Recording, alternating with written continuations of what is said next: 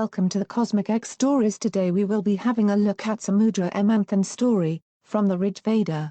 One day when Indra, the king of gods, was out riding on his elephant, he met Devasa Muni, a very learned sage. Devasa offered Indra a divine garland of flowers.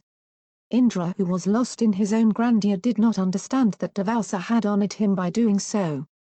In his ignorance, he took the garland and placed it on his elephant's trunk. The elephant, intoxicated by the heady scent of the flowers, took it and flung it to the ground and trampled upon it.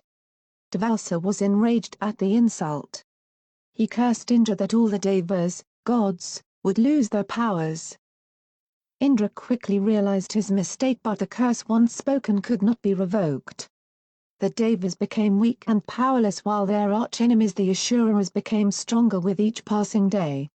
Desperate and now fearing for their lives, the gods approached Brahma and Shiva for help, who in turn sent the devas to Vishnu, the protector of the universe. Vishnu saw the plight of the devas and knew that the balance between good and evil had to be restored. There was a way, Vishnu told the devas, to get their powers back. They would have to churn the great cosmic ocean of milk, Kshirosagar, and bring out the nectar of immortality that was hidden within it. On drinking this nectar, Amrit, they would become invincible. The devas were worried now. How could they possibly churn the great ocean? You must use Mount Meru, which stands at the center of the universe, as your churning staff, and request Vasuki, the king of snakes, to be the churning rope, Vishnu added. The devas looked to the ground in embarrassment. We no longer have the strength to take on such a difficult task. Vishnu had a plan. He asked the devas to join forces with the Asuras and promise them an equal share of the nectar, if they helped with the churning. But that would make the Asuras immortal too, cried the devas. The Asuras will not get the nectar, Vishnu assured them. The devas bowed down to Vishnu and left Vaikuntha. On hearing about the plan to obtain the precious nectar, the Asuras got all excited and readily agreed to help. Together they set upon the task. First they gathered many precious herbs and added them to the milky waters. Then they went to Mount Meru and lifted it in an attempt to carry it to the ocean, but the devas could not hold it up and the mountain collapsed upon them, crushing thousands of devas and Asuras. Seeing this terrible calamity, Vishnu appeared on his celestial vehicle Garuda, the eagle. With one finger Vishnu lifted Mount Meru and placed it on Garuda's back, who then flew it to the center of the ocean. With Vasuki coiled around the mountain, the churning finally began.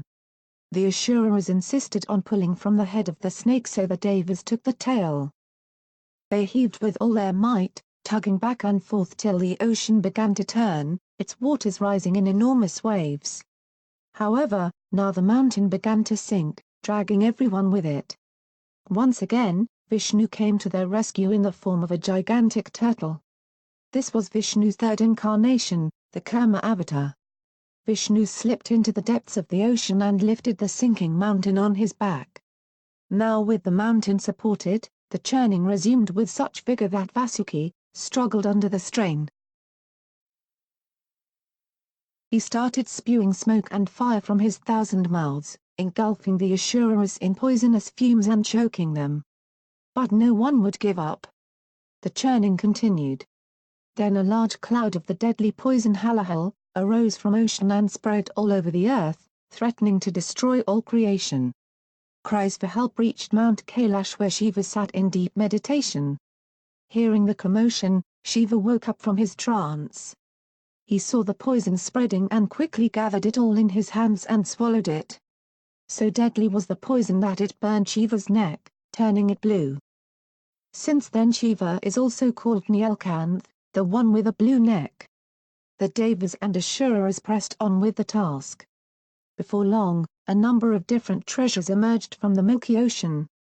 These included Kamdhenu, the divine cow; Kalpavriksha, the wish-fulfilling tree; the wonderful Parijat whose blossoms never wilt, and the precious gem cowstub borne by Vishnu. They were followed by a bevy of beautiful nymphs and Varuni, the goddess of alcohol.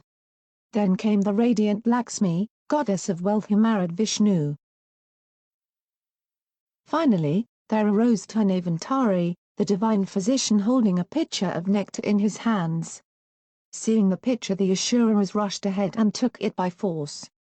Vishnu, then disguised as the bewitching maiden Mohini, appeared before the Asuras and cast a spell on them. So enchanted were they by her extraordinary beauty that the Asuras asked her to distribute the nectar. Mohini smiled and took the pitcher, offering to help them on one condition: they could not question her actions. The Asuras agreed. As they sat in 2 rows, opposite each other, the Devas and Asuras waited to be served the nectar.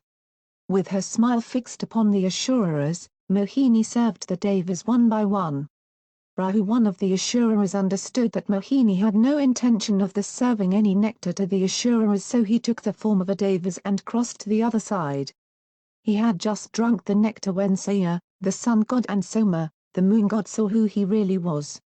Their shouts alerted Vishnu, who threw his discus at Rahu and chopped his head off, flinging it into the sky, creating Rahu just a head and Ketu just a tail.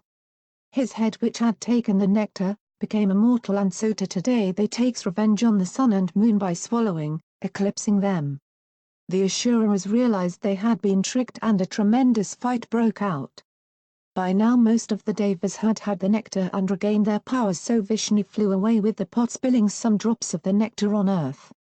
These fell on Pyag, Ujjain, Nashik and Haridwar.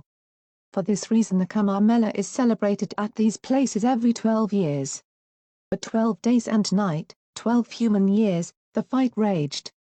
Eventually the Devas won and restored Mount Meru to its original position. That's all for today. Stay tuned for more and thank you for watching.